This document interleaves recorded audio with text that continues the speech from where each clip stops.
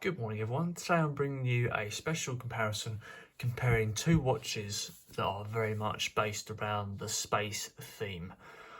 We've got the Diatom Blue Dot meteorite dial and we've also got the Bulova Lunar Pilot 96A225.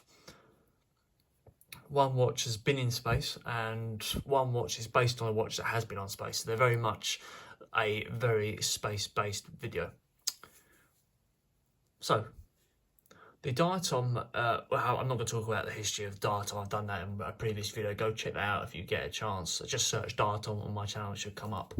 Obviously the Diatom is obviously a bit more of a recent brand, and it focuses on fusing space-flowing components and generally meteorite dials into their watches, whereas the Bulova is a bit more sort of a nicer design and a bit more based on inspiration, stuff like that.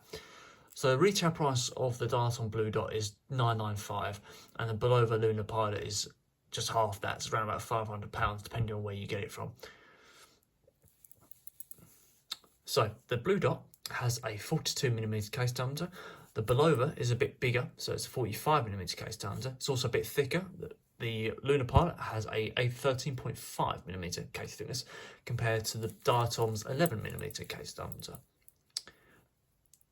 The Diatom weighs less, so 160 grams. The Lunar Pilot weighs 180 grams. It doesn't feel that way though when it's on your wrist because of the strap. If it's on a metal strap, it probably would weigh quite a bit. So let's talk about the movements. We've got a little bit to talk about with this. The Diatom is a Ronda 3540D chronograph versus the Lunar Pilot one, which is the high performance quartz Bulova ultra high frequency 262 kilohertz. So let's talk about those movements in a little bit more detail.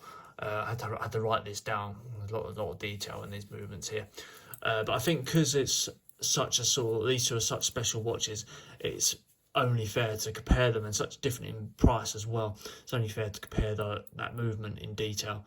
So the Ronda 3540 that's in the Diatom watch is a Swiss quartz chronograph watch with a frequency of 32.768 kilohertz versus the Bulova's ultra high frequency 262,144.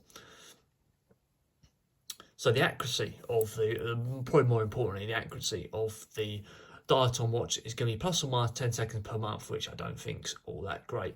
Versus the Bulova one, which is only plus or minus 10 seconds per year. So that's probably going to be plus or minus 2 seconds a month, which is basically nothing.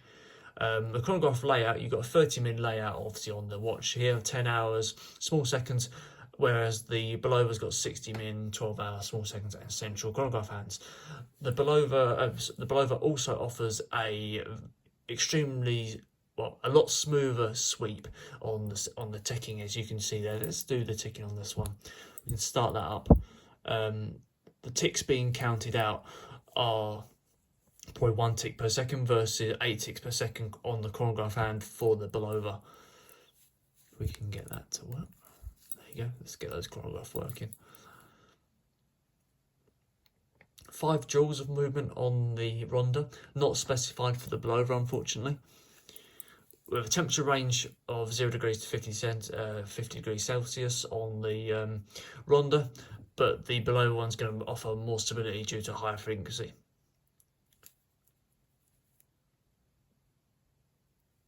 Generally, this one is going to be able to be serviced, whereas the Bulova is not really going to be able to be serviced because of how specific it is. So let's talk about the watches again. Talked enough about the movement, probably a little bit too much.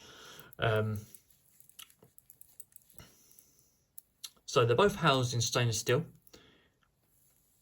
The Bulova one I know for sure is a medical grade stainless steel, with sapphire crystal going over the top of the watch. The Bulova sits the actual glass sits a little bit higher, so it gives you a bit more of a white ring when you look at it like this. No date dial on the Bulova, but you get a date dial on the Diatom watch, and obviously the Diatom watch, a lot more thought has gone into it. You've got a full meteorite dial that comes from a genuine meteorite as well, whereas you've just got a plain black on this. To follow on from the Apollo 15 mission that was worn by Dave Scott in Apollo 15. Not this watch in itself, but the actual, it's based on that design.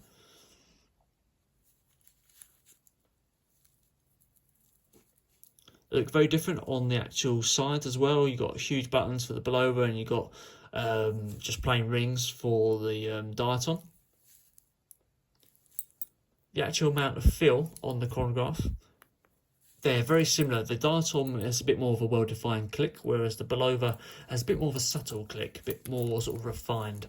And the actual reset, let's reset those. The Bulova winds back a little bit slower, whereas the Diatom just rushes back to its place. All depends really on what you're after. Coming down to the strap, we've got a leather strap, NATO style strap, nylon strap for the Bulova, versus a stainless steel 22mm strap, oyster looking on the Diatom, with the obviously polished and brushed finish on it.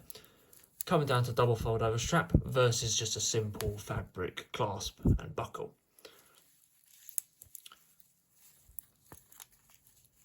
Look at the back plates. Obviously this one comes from, there's going to be some markings on there about its history.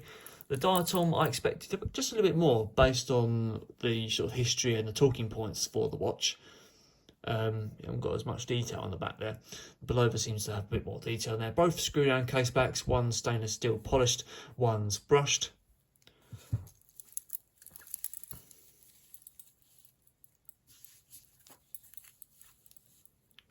So there we go, guys. That is the comparison of the Diatom Full Blue Dot versus the Bulova Lunar Pilot. Hope you enjoy that, and I'll see you on the next video.